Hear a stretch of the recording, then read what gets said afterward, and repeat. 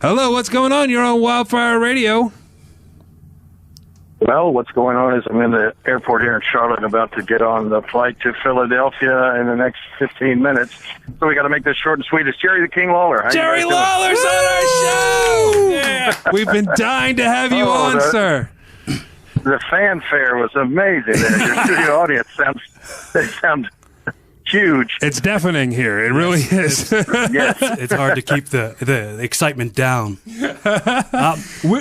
We were just talking about the whole Brock Lesnar going to UFC thing, and them kind of like teasing at if he loses at SummerSlam, he's not coming back to the WWE.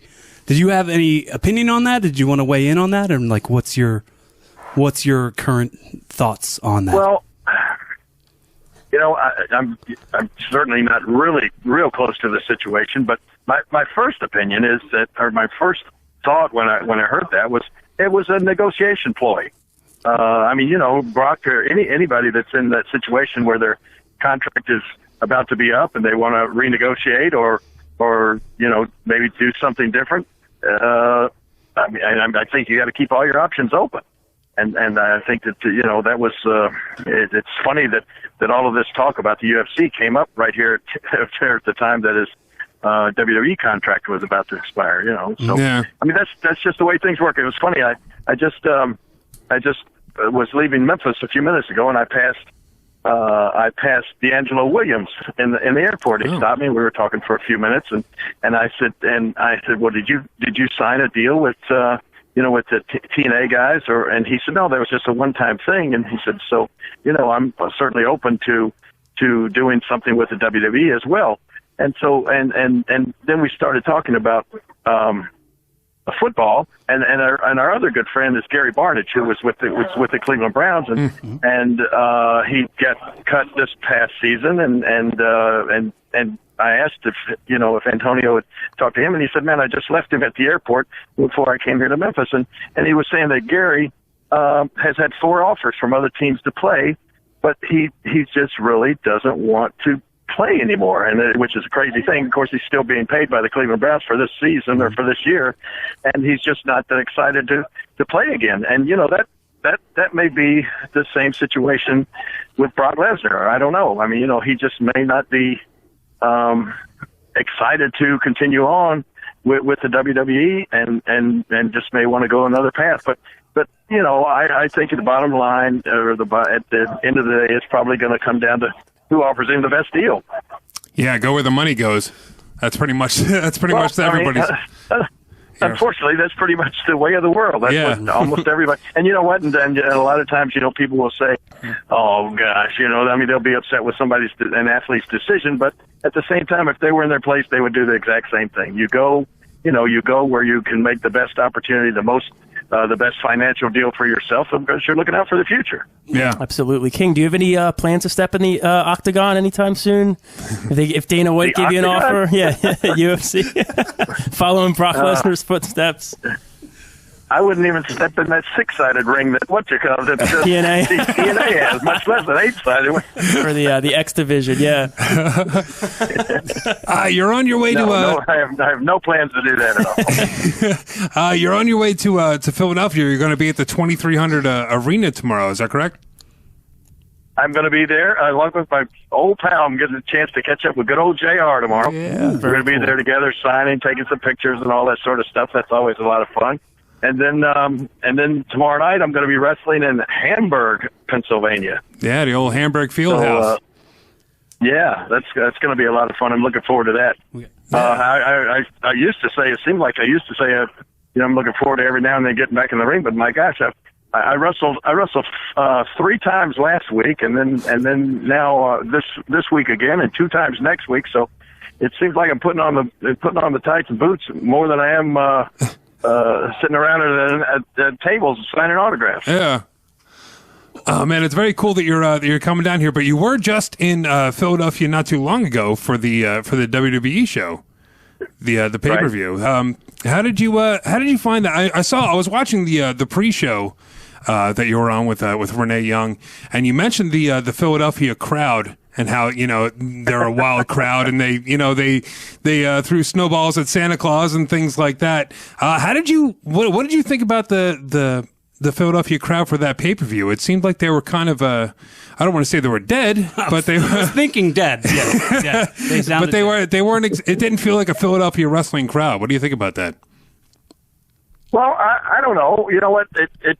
I certainly sat and watched every minute of the show, and I thought that there were just matches that they were into more than others, and some they seemed less enthusiastic about it, and yeah, that's just the way it goes. So when you get a pay-per-view event, there's going to be it's pretty loaded from top to bottom, but still they're not in the certain fans are not invested in every match. They just and we all know what a great talent Nakamura is, but you got to admit, and I think he admitted that his match with Baron Corbin was just not, it's not neither one of their shining moments. Right. And just those kind of things happen, and the crowd realizes it. And the crowd, they may not get into certain matches if the performance is not up to par. That's just that's the way of the world, and that's that was just, I think, happened in a couple of matches that night. Nowadays, with it's seeming like sort of like the windows are open for you to peek behind the curtain in wrestling.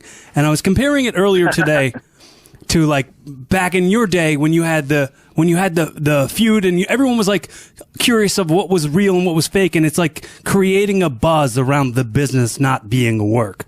Like what would you see like nowadays that could change it back to that, if it could ever get back to that? Well, that's like the old saying, trying to put the genie back in the bottle. Or closing the barn gate after the cows have gotten out. I don't know if it can be done. I really don't. I don't know, and especially with social media, when you have certain people going on television and being a hardcore bad guy or heel or whatever, even I'm so old school that I even hate to say the word heel. It's just that's pulling the curtain back to me, Yeah. But when you have people going on TV and trying to make everybody despise them, but then on social media, or on another venue, they're showing everybody what a really in real life nice person they are. That kind of stuff makes it difficult for anybody to get, that deeply invested in believing in things anymore. It's just a different day and time. That's why it's called World Wrestling Entertainment. It's an entertainment form now instead of being a more physical, or what we used to, we used to try to imply to everybody that it was a sporting event, and we've now admitted that it's entertainment. And when people ask me about it, they say, like if somebody ever says to me, "Oh, I don't like wrestling because it's not real," I just say, "Well, look, do you like movies?" Yeah. And they say, "Oh yeah, I love movies." And I just say, "Well, when you see Tom Cruise get shot, do you think he's really dead, or what's the deal?" It's all entertainment. Everything that's on television is entertainment. Right. Even the news now is entertainment. Yeah, it's right. fake news. What the heck? Fake news. Yeah. I was going to ask you really quick, do you think with that buzz that wrestling used to create, as far as like getting people talking, you think that there's a bit of that when it comes to the Mayweather-McGregor stuff and the press that's all going around and the promos that they're doing, the press conferences? Like, what's your weigh-in on that fight and that situation? Well, yeah. Oh my gosh, those guys and both of their companies, and both of their sports, boxing and MMA and all of this kind of stuff, or whatever it is, UFC. They are playing the hand perfectly. They're going to capitalize to the hilt. This is going to be the biggest pay-per-view and the most money generated of anything ever in history. So they're obviously doing it right. But I think what is like the crowning jewel on this, or what is the icing on the cake, is the two personalities. It's Mayweather and it's Conor McGregor when it boils down to it. And these guys have bigger than life personas. And in the WWE, when we had Stone Cold Steve Austin, when we had The Rock, when we had Mr. McMahon, marching out there every single week, those were bigger than life personalities that create buzz past past the hardcore wrestling fans. You know, I mean, there was a time when the WWE and what Stone Cold was doing was talked about it around water coolers at offices every day. You know, and I swear, one time I was in the Cleveland Indians locker room, and they were about to play the New York Yankees. Charlie Manuel was the manager of the Cleveland Indians, and he had several scouts in his office. They were talking about, I think it was getting ready for the college draft or something like that. And they were about 30 minutes away from playing the Cleveland Indians. And I was there with Travis Hafner, who was playing for the Indians at the time. And Travis said, "Hey, King, just stick your head in there and wave at Charlie. He's a big fan, you know." And so I just kind of stuck my head in and waved. And Charlie Manuel jumps up from his desk and told all these guys, "Hey, get out! I got to talk to the King for a minute." And I'm like, "Oh my gosh!" And he calls me into his office. He closes the doors. He goes around behind his desk, sits down, looks over at me, puts his elbows on his desk, and said, "Man, they really beat the hell out of Stone Cold last night, didn't they?" And I was like in shock. It was great, you know. And that's the kind of buzz that was out there. And it wasn't just your hardcore wrestling fan. Everybody was talking about wrestling and watching it at that time. And the same thing goes when you had The Rock and you know, by almost the same measure, John Cena at one time. But I think right now they're looking for that magnetic personality, that person that can really draw in, you know, those outlying fans, you know, the fans that don't tune in every week, but all of a sudden if they hear, you know, enough people saying, "Man, you got to turn on Monday Night Raw, you got to turn on SmackDown to see this guy," then you get those fans in there. And you know, I don't know. I think I'm not saying somebody like The Rock or Stone Cold will never come along again, or John Cena or whatever, but you know, that's what the WWE is always looking for. Do you see anybody on the roster that could you know, fulfill that role? Or you know, I know you're doing a lot of indie shows and getting around. Do you see anybody on the indies that maybe, wow, the WWE should sign this kid? You know, he's going to be the future. You know, I got to admit that I'm not a good barometer. Like when watching the other matches on the indie shows, it's like I don't know. I just feel like I've watched enough wrestling in my life that I'm not crazy. You know, that's not what I do when the opening bell goes off on one of the indie shows. I'm not sitting there already dressed and everything, waiting to watch the matches. Mm-hmm. So I don't really get a chance to see a lot of the guys to know, you know, that much about who would be, especially not, you know, who would be the next John Cena or anything like that. Right. Is there speaking of you know, you on the indie circuit and things like that, going back previously from WWE back when you were in Memphis, not that was a really Indian promotion, I guess that'd be back in the territory days, so I don't even know what I'm talking about. But back in Memphis, I was doing some research on you because, you know, all the Memphis wrestling and the AWA and stuff like that. It was before my time, so I was looking up some. No, thanks for making me feel old. Oh no, that's okay. Not what I meant. But you know, I was just going back and looking at some stuff, and I saw the I believe it was Memphis Wrestling Southern Heavyweight Championship. You won that 52 times. Did I read that correctly? Yeah, but that also means I lost it 52 times. Yeah. I just never heard of it. It just the number shocked me, and I thought it was a typo. Well, no, but see, what you got to realize is we had wrestling every single night of the week, and sometimes 3 times on Saturdays. I mean, you know, we did a show a Monday night in a live event Monday night in Memphis, Tuesday night in Louisville, Wednesday night in Evansville, Indiana, Thursday night in like Lexington, Kentucky, or Jackson, Tennessee, and Friday night in Tupelo, Mississippi, or Huntsville, Alabama, and Saturday night in Jonesboro or Nashville. So we were wrestling every single day, every night of the week, and that was for 30 years. So, you know, there was a lot of opportunity. So you could lose and win the championship every week. Yeah, so exactly. I mean, sometimes that happened. I would win it on a Monday night and then come back in a return match the following week and lose it, and then come back in the following match the following week and win it back. So, yeah, that happened a lot.